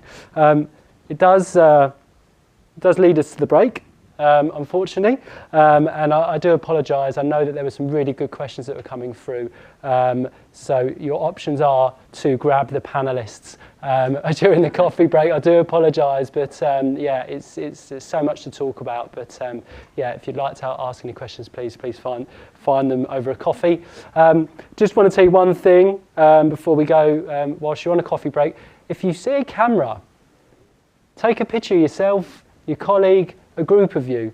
Anybody that does that is going to be given a raffle ticket. Keep hold of that raffle ticket. At the end, we're going to draw a winner, and that person is going to win this fantastic Fujifilm Insta Minimax instant camera to take home with them today. Huge giveaway, exciting times. We'll see you in 15. Thank you.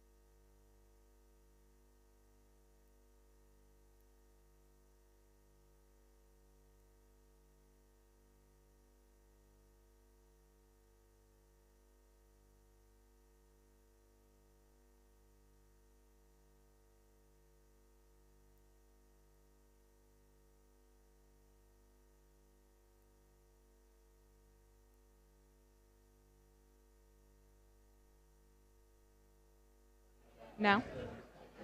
Hi, everyone. Could you please take your seats? We're about to get started.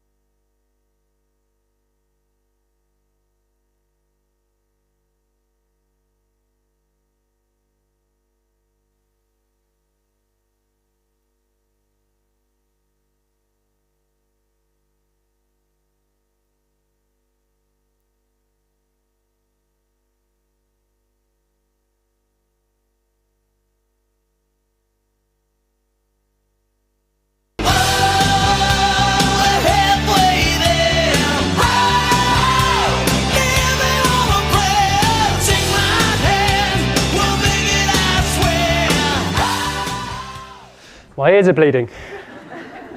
Fantastic. Well, I hope you're all suitably hydrated, caffeinated, and for everyone that's still tuned in and bared with us on YouTube, hello and welcome back.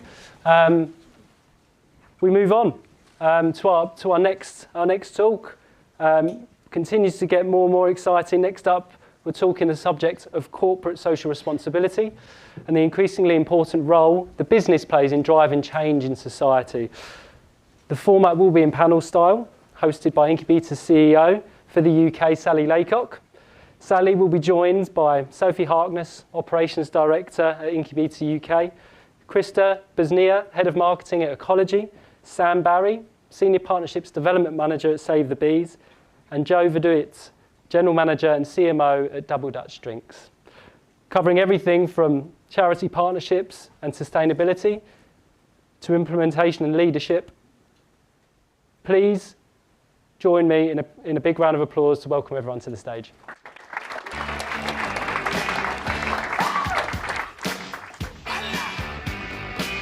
Darling, you got to let me know. Should I stay or should I go? If you say that you are mine. Before we get started, for those of you who are on the ball, apologies, Sam, save the children, not bees. Good one there, Andrew. Excellent. Thank you very much, Andrew. Great opener. Cool. So, yes, CSR, massive buzzword at the moment. But I do believe this buzzword, excuse the pun with bees, is here to stay. I think we read the newspaper every day and we hear some fantastic things that are going on when it comes to CSR. Look at Patagonia, a huge extreme when it comes to CSR, agreeing to donate 100%, effectively 100% of their profits moving forward to combat climate change. We've then also got, I can't not mention Google again. What they've done is incredible. In 2020, they were the first business to cancel out all of their historic carbon footprint going back 20 years. And then again, Google 2030 pledging that they won't just be carbon neutral, they will be carbon free, which is phenomenal. So lots of good press around CSR. There are also some negative press around CSR. Some people feel the role of businesses is to drive value for shareholders. Leave the legal side and the social behaviors up to the legal regulations to sort that out. There's also an argument that because the government has not addressed social behaviors, it's falling on businesses. Is that fair? Well, let's go over to our panel now to start addressing some of these questions. Starting broad, CSR means so many things to lots of different people. What does it mean to all of you? Starting with yourself, Sam. So I think for me, when I think of CSR, first thing that pops in my head is obviously it's my job. So when I think of that, it's sort of day-to-day work. But I think going into it a bit further, the area that I really focus on is responsibility. So now if you look at any major company's website, for example, you go on their homepage, the words you often see risk on the homepage is quite similar to what you would see on a charity homepage. So there's value, there's mission statements, they want to make a difference in the world, etc., etc. So when it comes to me, it's all about the responsibility of the company. Companies now play a much bigger role in wanting to be part of a society and making a positive change. So positive change for their customers, positive change for their consumers, positive change for the environment, for the community to work in. So it's the responsibility of organisations, I think, now to really step up when it comes to CSR. So that's what it means to me. Thank you. Crista? Yeah, I think it's really interesting because what Sam talks about is absolutely the definition. I think if you look at the history of terms like sustainability and corporate social responsibility, we're talking here about terms that there's so much similarity and ambiguity between these terms. But I think what's the most important thing is taking action. And we talk about corporate social responsibility, but whose responsibility is it? Who is taking that responsibility? That's really the core of it. And I think in the future we're going to move towards BIR, built-in responsibility, that innately exists in organizations. I think nowadays younger generations demand it, demand purpose, demand action, demand real change to happen in businesses. They demand that responsibility from their employers. So I think we're going to move away from, we're going to know very, very well whose responsibility it is to do this work, and that's going to surface out even more, because at the moment it's kind of just a term, and I think there's lots of fights around who actually takes responsibility or not. Shea? I couldn't agree more, and I think actually for me I would summarise it in one word, which is impact. I think corporate social responsibility is all about doing not what you have to do, but what you want to do to drive positive impact, both internally in your own company and then externally in communities, in culture. So really setting yourselves the challenge of how can I have, as a business leader, as business employees, how can we have collectively positive impact? I feel like I might be echoing everyone here, but I completely agree with all of that. And I think specifically for Incubeta, it's about living our brand values in a much wider remit than just our sort of day-to-day roles and responsibilities. And our committees that we created in order to drive CSR initiatives, they've become sort of almost the soul of the business, which made me think of an analogy in terms of what CSR means to me. Whereas profit loss statements, operating models and commercial models are like the head of the business, I always think CSR is more of the heart of the business. I like that. Thank you, Sophie. Bearing in mind the huge pressure that's being put on businesses, to take up responsibility here, Joe, what are consumers demanding from brands when it comes to CSR? So I think the short answer is more, in as much as you've mentioned a little bit about carbon neutrality and carbon, and in no way doing a disservice to those who are going above and beyond in that area, but almost brands that say, we're carbon neutral, it's a little bit like a hygiene factor now, to a degree. It's a statement that people are looking for brands to have, okay, that's nice, what else? So I think from our side, it's very much about action. So one of the things that, we're you may not know, we're a tonic brand that's founded by twin sisters. So we are female founder and led. We have a largely female leadership team. So women in business in general and women in the drinks industry in particular is very close to our hearts. So for example, we set up a female bartending scholarship so that we could genuinely try to accelerate the advantages and opportunities for women in the wider industry in which we service products. We make obviously delicious drinks, but we want to do something which is about making equal opportunity possible behind the bar for the people working in the industry that we are very proud and happy to supply. So I think really for me it just boils down to be more, do more, be present, be visible, be active, drive action. Don't just stick a badge on your product. So for me that's what consumers are looking for. And so from an employer's perspective, what are employees expecting from employees from a CSR perspective for 2022? I think, to be honest, it's to drive all elements of CSR forward. It's looking around sustainable practices, how as a business we can give back, creating a safe environment for which to work in, and to make sure that workspace is as diverse and inclusive as possible. And what we found is that whilst people think CSR is important as a whole, actually you tend to find people have a particular affinity to one certain part of CSR. So I think as a business it's really important that you cover all aspects and then really encourage the team members to contribute to the aspect that really speaks to them. So before we move on to implementation of CSR, because I know that's a big topic, I would like to hear your views on where does it start and stop from government responsibility perspective, and where does it start and stop for businesses' responsibility, and how deep are businesses expected to go when it comes to CSR? So starting with yourself there, Crista. Yeah, it's a great question. I think at Ecologi, so we're a platform for climate action. We startup only in the 3rd year, became B Corp certified. With our community of 14,000 businesses to date, we've managed to plant 48 million trees and reduce 2 million tons of carbon. And that 2 million tons of carbon is equivalent to 6.4% of London's emissions in 3 years. So for us, we're already starting to see national scale that we're driving just with businesses. And the mission that we set up is to reduce 50% of global emissions by 2040. Now, we've said 50% because we know that the other 50% will be covered by someone else and not just businesses. But we're, at Ecologi, we're very much focused on how we can engage businesses on this journey. And what's really interesting is where are we right now with this movement? Because I think there's a lot of doom and gloom. We did some research earlier this year, and we heard that actually 8 in 10 businesses want to take action but don't know where to start. 83% think that the government should be supporting businesses more with tips and subsidies and so on.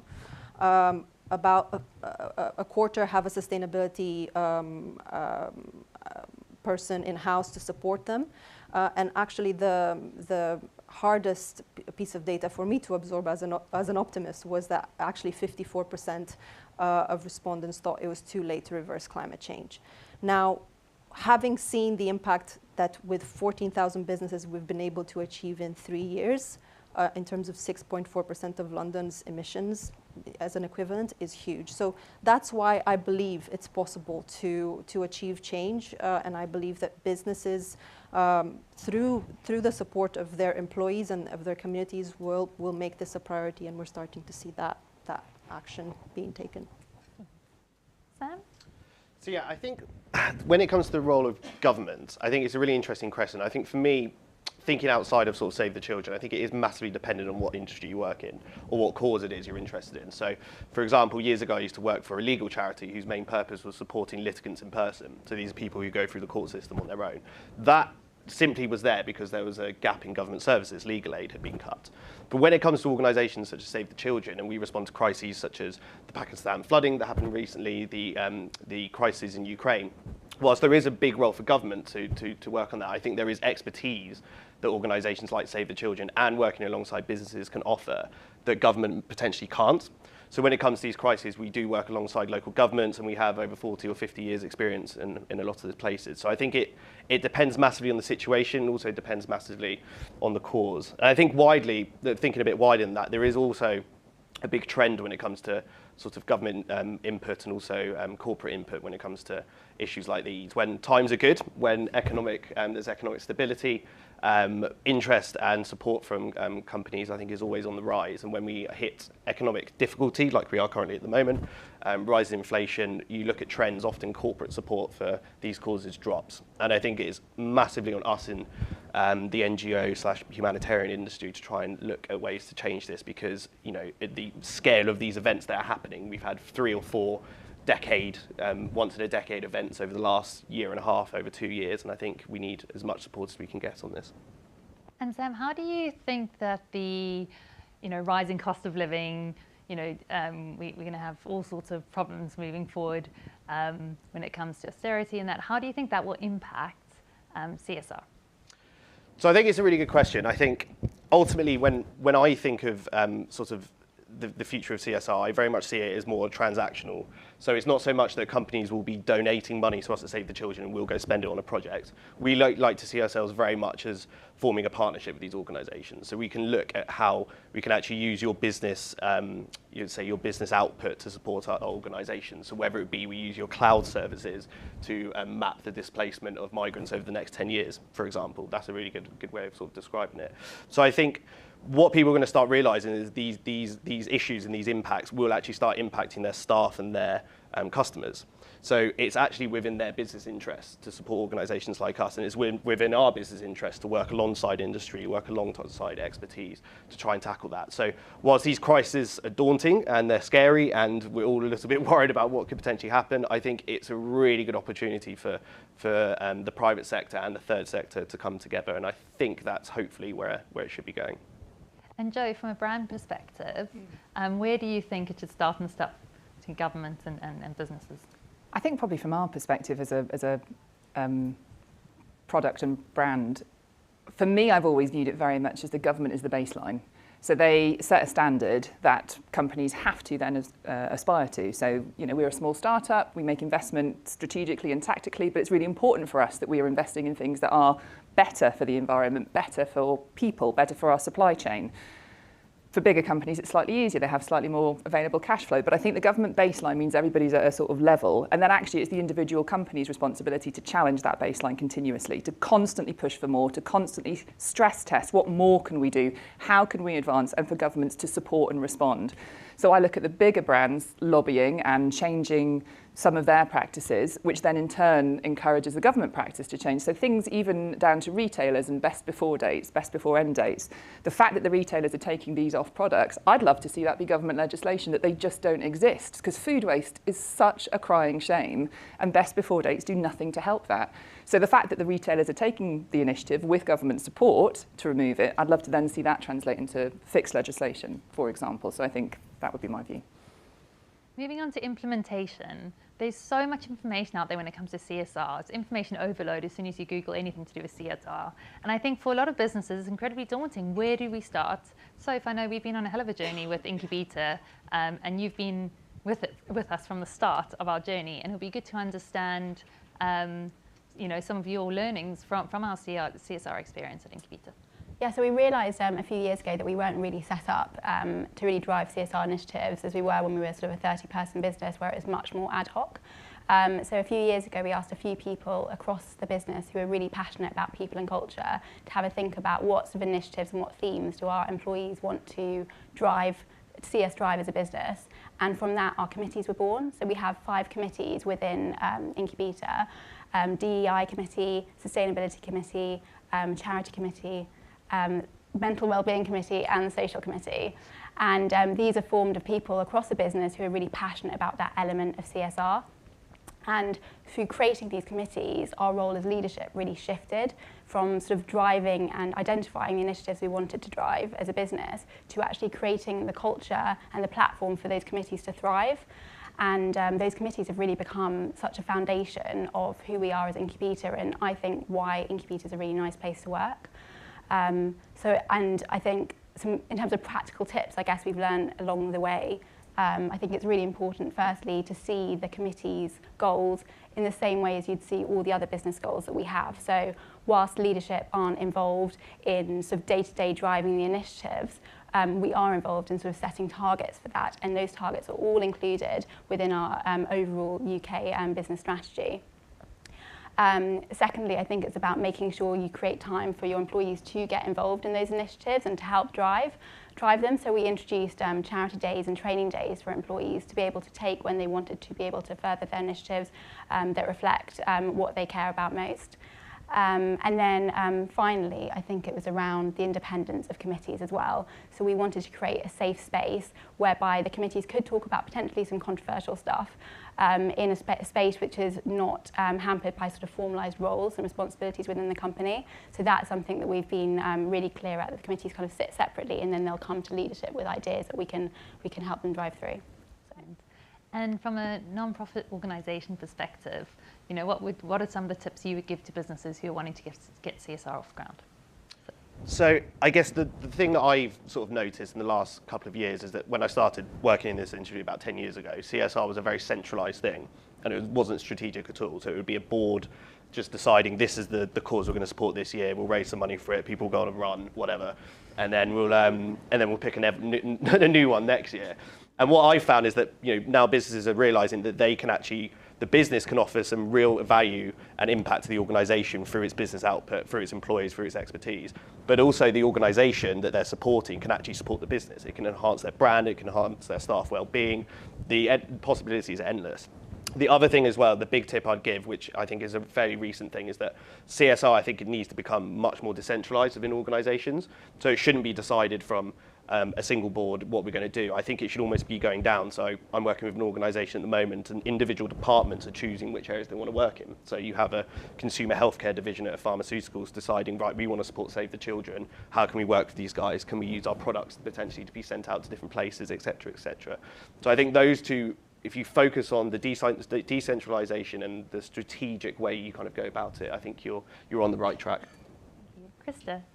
Yeah, I mean, it's interesting because, again, we're talking about CSR, huge topic, and I don't want to discount, the social part is so important, but what I want to highlight here is, us at Ecologi, we focus a lot on carbon, and I will predominantly today talk about carbon, but the link between the two is incredible. So when we talk about funding climate action and carbon reduction projects, we're talking about funding climate action that, and funding projects that ultimately have huge social benefits. So some of the carbon projects that we've funded have impacted all 17 SDGs, including providing education for communities, building resilient communities. So when we talk about funding climate action and decarbonizing industries, we're also talking about social benefits. So I just wanted to preface that. I think it's interesting for businesses. We're talking about such a huge scale, and in the room here, we might have big corporates, we might have smaller companies as well. And I have a bit of an analogy here. If you're a driver, you know how you move through gears, right? When you're a small business, you want to do something. Most people start with what's tangible. And trees, we've seen trees everywhere. Everyone understands trees. We've all touched, felt trees. However, the notion of carbon, decarbonizing, a little bit more opaque. So first gear for small businesses, let's plant some trees. Let's plant a tree for every product or every service we sell. First gear out of 6 or 7. And now the car's moving. After that, you're like, oh, okay, now that I'm starting my action, second gear could be like my workforce. I have a lot of demand from my customers to decarbonize and to fund climate action. Let's become a carbon positive workforce, which, for example, we've heard Google have done in terms of going back and offsetting all of their emissions to date. That's, we're in gear 2. We've started investing a little bit more. But then how do we go deeper? Third gear, to have a bit more impact. Let's do a carbon footprint report. At Ecologi, we're launching a free carbon footprinting report in the next couple of months because big corporates can afford to hire big teams of carbon accountants. SMEs can't. So we want to make it easy for small businesses. And SMEs, by the way, are responsible for 50% of the UK's emissions. So huge impact there. Okay, third gear, we have a carbon footprint. We know what our impact is. Let's go and decarbonize. Gear 4, maybe becoming carbon neutral, funding offsets for our entire organizations to have that badge of carbon neutrality. And then the next step up, a gear after that is net zero. Now, I want to touch on this because we talk a lot about net zero and carbon neutral and zero carbon and what do all of these things mean. Carbon neutrality means funding carbon offsets. Net zero requires a 90% deep reduction, deep decarbonization of all of your emissions, direct and indirect emissions, scope 1, 2, and 3. It means looking at your entire supply chain and decarbonizing 90% of the impact of that. It cannot be achieved overnight. It's something that you work on for years and years and years and years, ideally as few years as possible, but it's not something, there is no organization in the world right now that's net zero. If you read that anywhere, it's a hoax. They're probably carbon neutral. So yeah, I think it's important to highlight that, but these are the gears that companies would move through. Thank you very much, and I'm being glared at right now by our global marketing team and the zeros that stopped flashing, but I do want to finish off on one note very quickly, one sentence. Just think for one moment that we had all the backing of the governments, the shareholders, the employees, suppliers, everyone. What would your biggest focus be from a CSR perspective for 2023? One sentence. Over to you, Sam. The climate crisis. Yep, fair enough. start funding climate action today and measure your carbon footprint. I'm going to go really brand specific, get glass out of our supply chain because it takes more energy to recycle it, more carbon to travel it, and aluminium is infinitely recyclable. Wow, I did not know that. It's a good one. So, last one. I find it hard to choose one, but I would say either climate or mental well-being, given that everything's going on in the world and the strain that people are under right now. Excellent. Thank you very much. Give everyone a round of applause.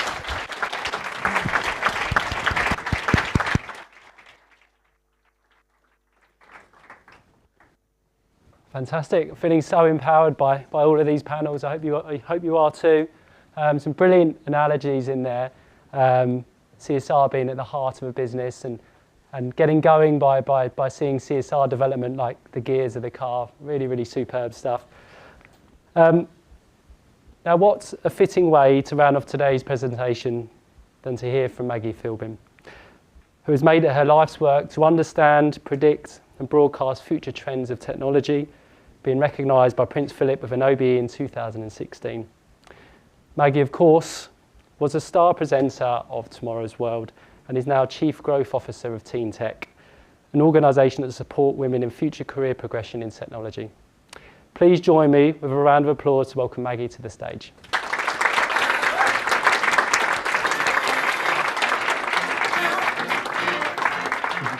Amazing. Well, it's great to be here and some really, really fascinating speakers. So thank you so much. I've been making all sorts of mental and indeed physical notes. I'm going to kick off with this picture. You'll notice that my life started in black and white, not in colour. That's me on a beach with my family in Skegness. And 2 years previously, Harold Wilson had made his famous white heat of technology speech. And indeed, in the Philbin household, we had just got a fridge and my dad had bought my mum a Kenwood mixer, and he got a bit of a sideways look when he pointed out to my mum, it's got a special attachment for peeling potatoes. And my mum said to my dad, well, that's all down to you then. I'll leave it up to you. But this picture is also significant because it was taken in July 1965. And in July 1965, a group of people in the BBC, for the very first time, put out the Tomorrow's World programme. It was originally intended to be just a 6-week series to fill in a bit of a gap in the summer, and it subsequently ran for over 38 years. So as a child, these were some of the things that I was watching on Tomorrow's World. Some of them, when you see the dates come up, you might think, goodness me, you know, did they have the tilting train in 1969? And it's quite interesting because you can go back through the records and see the kind of public reaction to certain things like the ATM, which we got loads and loads of letters into the office, which you're able to sort of look at in the archive, with people going, what an absolutely ridiculous idea. Who would want to stand outside in the rain getting their money when you could go and queue up inside? So it's quite interesting, the whole reaction to technology. And so it went on. Now, I was watching this show. I was really impressed by the tech. I was really intrigued by it. But it didn't resonate with me in terms of me thinking, could this be a future for Maggie Phillbin? I was more preoccupied on how could I become an international show jumper, given that I didn't have a horse and my parents couldn't afford riding lessons. So I think that maybe that was one of the reasons why I wasn't thinking about technology as a career. But also, I think another reason could have been something else. I'll come on to that in a second, but a quick quiz question just to make sure you're on your toes at this point in the afternoon. The CD, famously shown on Tomorrow's World, we did not spread jam on it. That was nationwide, and as you know, if you spread jam on a CD, that wouldn't have worked. But we did show the CD on the programme. My question is, what was the first album to be released on CD? So we're going to do a quick show of hands. Was it ABBA? Was it Billy Joel? Was it Dire Straits? Now, this is an excellent quiz question because everyone normally does go for Dire Straits. That was the majority of the audience. Now, Dire Straits were the first to sell 1 million. ABBA were the first to press a CD. That was the one we showed on Tomorrow's World. And Billy Joel was the first to release a CD. So if you ever want a quiz question, that's a good one to go for. But I think this was one of the reasons why maybe I wasn't drawn into Tomorrow's World. And that is because it was very blokey. It was produced by blokes, it was presented by blokes, it was edited by blokes, and it was researched by blokes. And I think subconsciously that was why I felt a bit excluded from this amazingly exciting but fairly masculine world. So the thing that changed my Tomorrow's World was a woman at the BBC who was looking for a female presenter for their new Saturday morning show called Swap Shop, and she thought she would fish in a different pool. And if you look at that ad, which is the real ad that I saw, I was in the middle of my finals at university looking for a bit of displacement activity. This was it. It was just a box number. I don't have a clue what that programme was, but there was one little phrase that made me apply, and it's one that if ever you are looking for talent of whatever kind, that phrase of, or would you be willing to learn, should be in the ad, because that was what made me write a very tongue-in-cheek letter. And much to my surprise, a few weeks later, I was actually given the job, and she took an enormous leap of faith with me. I did ask her, why did you give me the job? And she said, well, we asked you one question, which was, where did you get your boots from? And you talked for 35 minutes.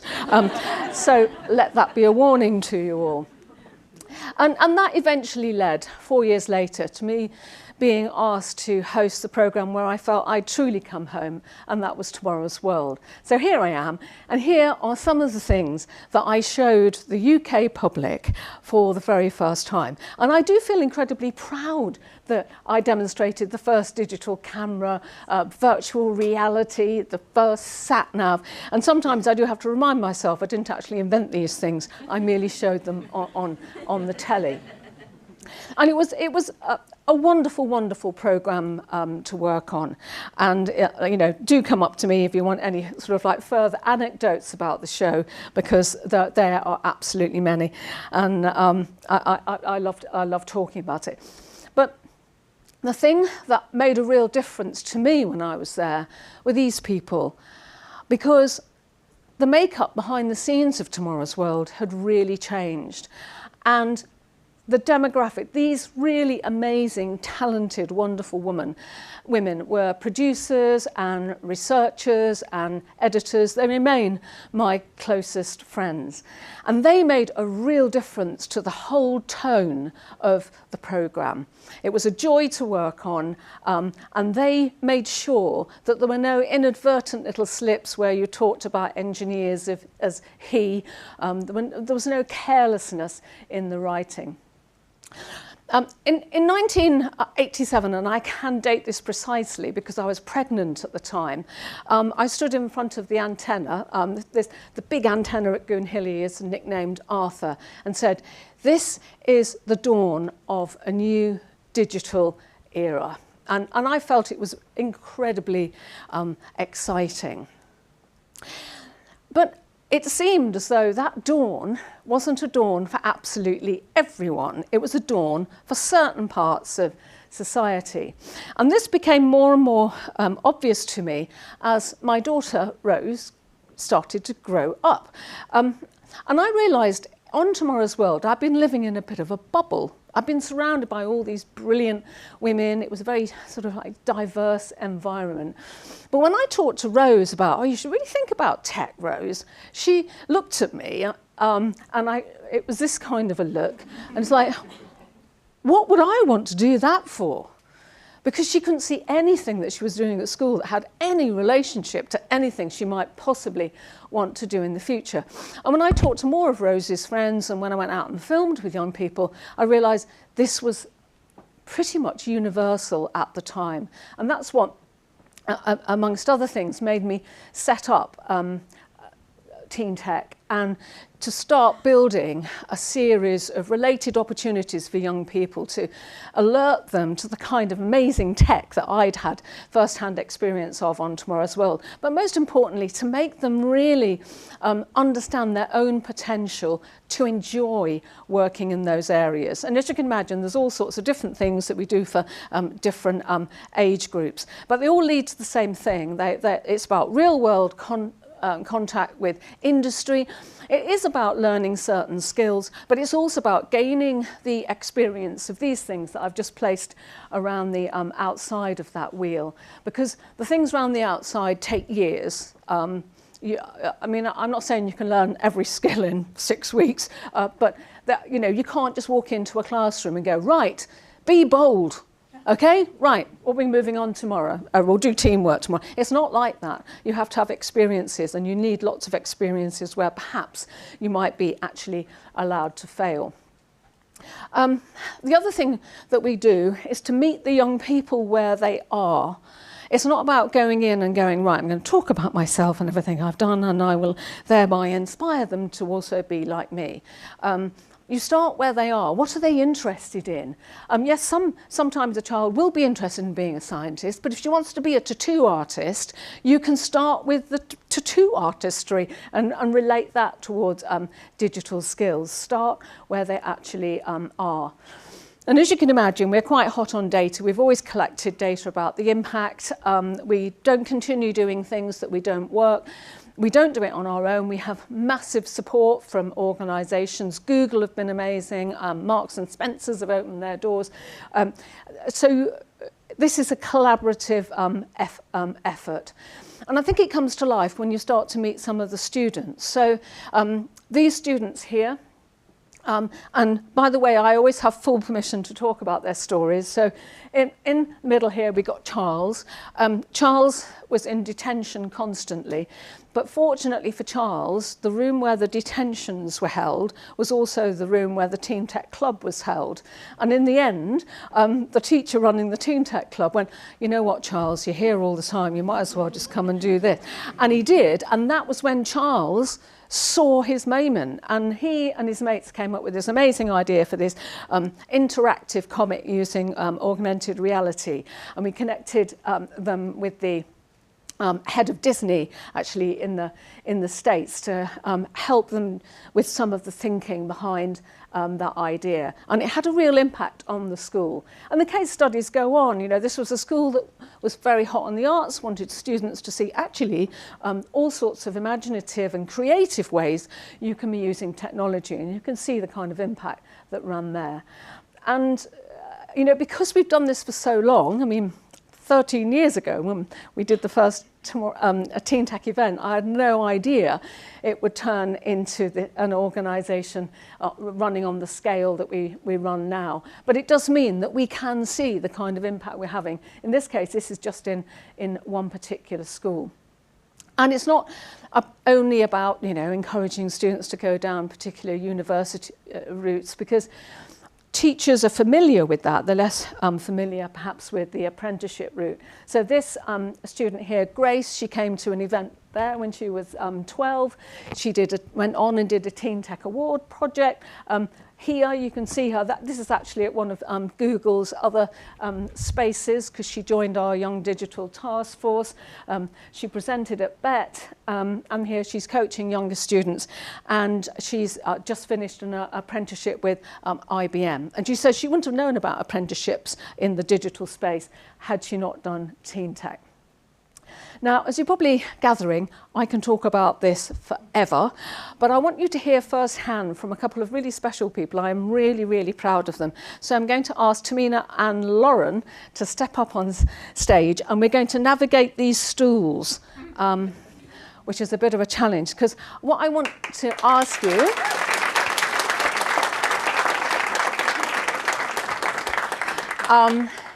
is, you know, what difference, and you can be absolutely honest, do you feel that TeenTech made to your Tomorrow's World? And we'll start with you, Thamina. Amazing. First of all, I just want to say thank you so much for having me, and I am absolutely grateful for Maggie Phillbin to be able to reach out to me and, you know, giving me this opportunity. But, you know, this is part of that thing that TeenTech has done. It has given me so many opportunities that I would have never imagined I could have received. And I want to first of all say thank you so much for all of these things that you've done. You know, when we had, you know, after we won the award, we were invited again the year after. I have got an embarrassing picture. Which your team. And yes. Then, yeah, carry on, Thamina. So as you can see, I think it's the one, this one, me hosting. I was absolutely nervous. I didn't know what I wanted to say. I was like, oh my gosh, I don't know. There's so many people, like 300 people. Oh, it's just crazy. And you know, Maggie Phillbin was just like, you know what, practice, practice, practice. It's fine. You don't worry. You got this. And guess what? She allowed us to practice like 10 or 15 times, or maybe more, I don't even remember. But thank you so much for that. And that's one of the main things that I really appreciate you for that. And another thing was, you know, during our competition, we have opportunities to do workshops. And one of the presentations that we had, it had like, you did a presentation about doing like the innovation and the invention of the wheel. And I absolutely fell in love with that talk. Why? Because the wheel, it's such a simple concept, but it makes so much sense how it revolutionized the history of what we have today. Instead of briefcases, we have luggages, and we have so many modes of transportation today, cars, trains, and so many other things, and it's incredible. And it made me realize that there must be something out there today that is so simple that we just need to change, that can revolutionize the course of history yet again. And finally, just to wrap up, I am absolutely grateful again to be given these opportunities. And you know, even today, you know, loads of people don't know how incredible it is to be standing here to talk and to be able to present TeenTech. And I want to appreciate that, you know, the ability to meet like-minded individuals. Obviously, with schools, everyone have their differences. Everyone are unique in their own ways, but TeenTech has allowed me to meet ambitious, incredible, innovative people just like myself, and made me realize that, you know, they can do it and I can do it. We can all do it together, and we can all make an incredible change to this world, and in the most best way possible. So yeah. Yeah.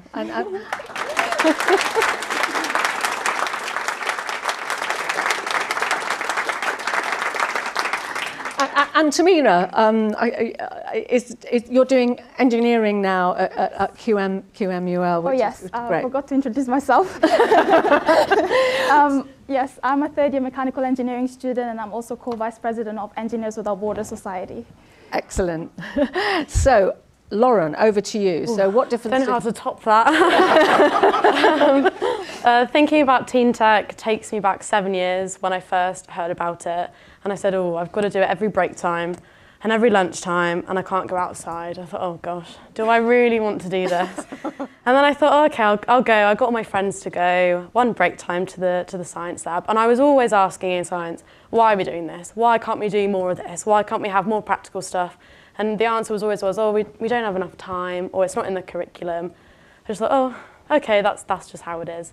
And then this one break time, we go along, and my biology teacher says, this is TeenTech, just pick a category and solve a problem.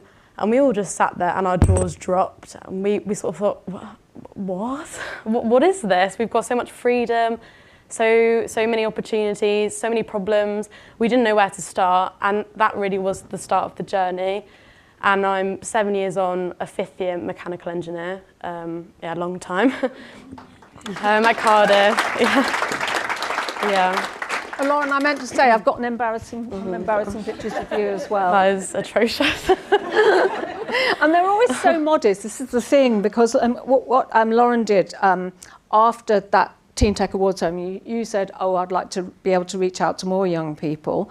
And initially it was junior schools in local to your school, and you went in there, and there was a lovely thing that Lauren told me about, which I've always remembered, which was that there was a boy put his hand up because you showed your project, and he put his hand up and he went, "Can boys do this too?" So that was something, a moment of triumph. But you know, Lauren, then you reached out to students in Spain, and I've got this wonderful footage of Lauren talking in Spanish to students in lecture theatres in Spain, and as a result they got involved with TeenTech. And then there's a picture there of Lauren with a British Empire medal for all of that work that you did. So they, you know, you can probably gather, I feel so proud of the TeenTech students. You know, I mean, I'm always blown away by what you're able to achieve.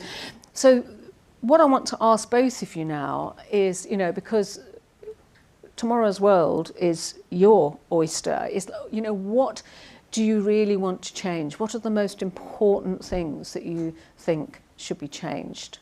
Mm-hmm. Oh gosh, that is a question. There's so many things. For me, I went to an all-girls school. It was very, very small, and before TeenTech, STEM wasn't really pushed very heavily. And I think part of that is because departments are very much pitted against each other. They're put in competition against each other for the best grades or the most commitment to that subject. And I think what I would like to see going forward, and Maggie and I have spoken about this so many times before, is showing students, young children, how important it is for art students, for history students, for science students to all work together, and how valuable it is to work cross-departmentally, because you don't know the value of someone else in your team until you actually sit down and talk to them. And we have that even at university. You sit in a room with people and they've all got different skills and different backgrounds. And I think that needs to filter right down into school so that it can go forward into universities and into the workplace. Amazing. Yeah, I agree with that as well. And to add on, I also think that it's very important for us to know as females the concept of confidence and self-belief, because one thing that surprised me very recently I heard was that, you know, during interviews, the interviewer would ask, what do you think, you know, you should earn? And then they would be very humble. Compared to guys, girls tend to be more humble with the numbers. Right? Am I right, guys? Am I right? Exactly. So what I'm trying to say is, you know, what I would like to see more of is potentially maybe workshops to slowly increase that confidence, that belief that actually I have that ability within me that I can sort of, you know, I'm putting the same amount of effort as a guy. Why am I getting paid less? Why do I deserve less? No, I deserve the same amount. And we had a conversation about, you know, your daughter as well, how she did so many phenomenal things. And then they had that conversation about saying, oh, you know, do you think you deserve that amount of money? Don't you think we're paying you a bit too much? And I loved what your daughter did. And the fact that, you know, she stood out and she said, I deserve what I'm getting paid because I did what you couldn't do before. So like having workshops in schools from schools, and also even in work placement, saying that, you know, we have what it takes, we have it in, is that very important. So yeah. Can I add another thing? Another thing was, you know, I absolutely love this sort of thing because, you know, we need more opportunities for university students, even sixth formers, to come up on stage to represent their background, ethnic minority, even females, anyone.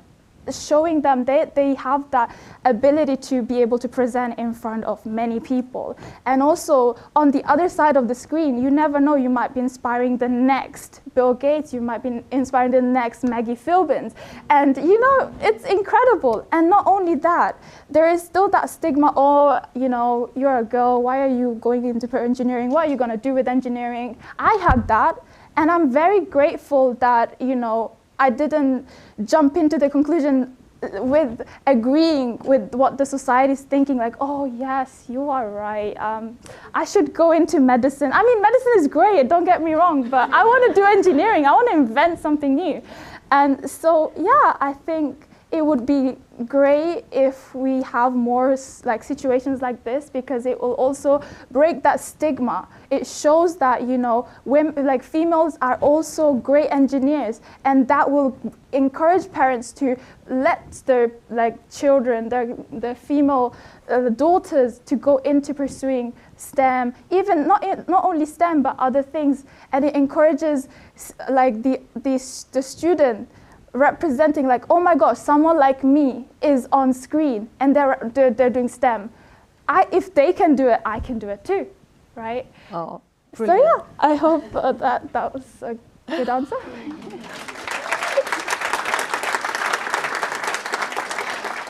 You are absolutely amazing. I mean, and just to think, you see, I put the slides in thinking, well, you know, in case we run out of things to talk about.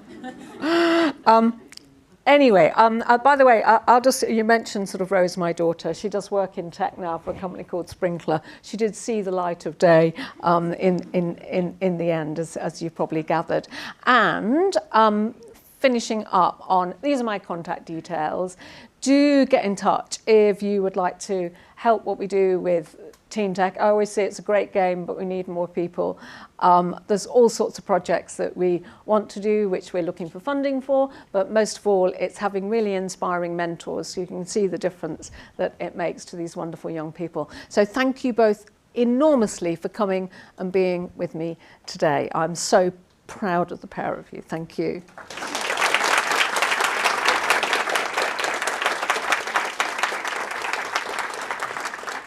Excellent, and I think that is us. Yeah.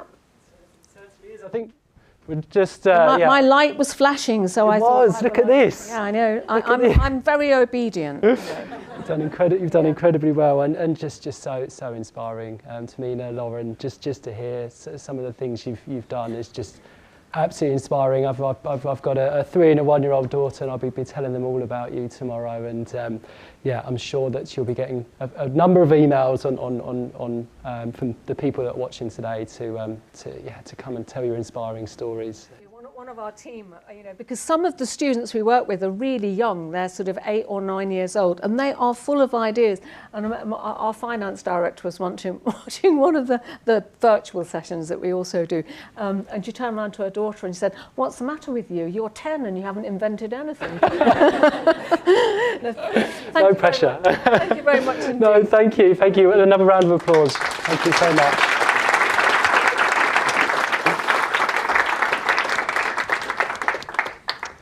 Wow. Would you believe that's all we've got time for? I'm really sorry for keeping us over, but everyone was just so brilliant that just wanted to go on and on. What an incredible few hours to hear from some truly inspiring people from our industry, and to learn about where we are today and what we can expect from the world of advertising, our working world, progression and development of corporate social responsibility. And finally to hear from Maggie Phillbin and 2 of her students who rounded up today's agenda just so wonderfully. We'd like to extend a huge thanks to all our fantastic speakers from Digital Execs, TeenTech, Double Dutch, Google, Acceleration Partners, Awin, and M&S. Thank you. We know how much work goes into these things, so we really do appreciate you coming to talk today. We also have a special thanks to our charity partners, Save the Children, Ecologi, Bees for Development. And apologies again for the slip there. You can see now where it came from. Before I did mention it earlier, we've got some great content. There's that fantastic QR code again. It's making a hell of a comeback. Really good content put together by our fabulous marketing team on tomorrow's world of living with first party data. We will send this as a follow-up. If you would like to, please take a grab now. It's some fantastic content. Third-party cookies aren't here to stay. I think they've overstayed their welcome already. We need to start preparing now. So some really great insight there on how you can start taking action. Going back to James and the panel from earlier. 2 more slides, and then there will be drinks and nibbles waiting, so we're very much nearly there. We want to draw the winner for the winner of our Fujifilm camera. So Maggie, would you be so kind to come back to the stage and pick a winner for us? Thank you. That's it. What have we got? What have I got? Green 32. Do we have a green 32 in the room? Oh, it could be a redraw. We have a winner. Fantastic. Come on stage. Perfect, perfect. Thank you so much. We have Charlie Palmer. Yeah, congratulations. Thank you. I don't know where the camera is. I thought there'd be a picture or something. Thank you so much. Congratulations, Charlie from M&S. He wins the camera. We'll give it to you following. I do promise. Maggie, thanks very much again. And finally, to wrap up, I'm biased. I thought today was incredible. But we really want to keep doing these things and keep talking and hopefully providing value to the industry and the broader world. Please do take the time. There's that fantastic QR code again, just to give us some feedback on how you thought we did today, so we can come back with even bigger and better events in the future. For everyone that's still watching on YouTube, I'd love to know the numbers right now, but yeah, just to say you're included too. There's a prize again for one of the feedbacks we get, which we'll draw at random, and there'll be a £100 voucher for a bespoke gift, depending on where you are in the world. That is all we have time for. Thank you so much for joining us. We've got drinks afterwards, and yeah, hopefully you stick around, and thanks very much again. Take care.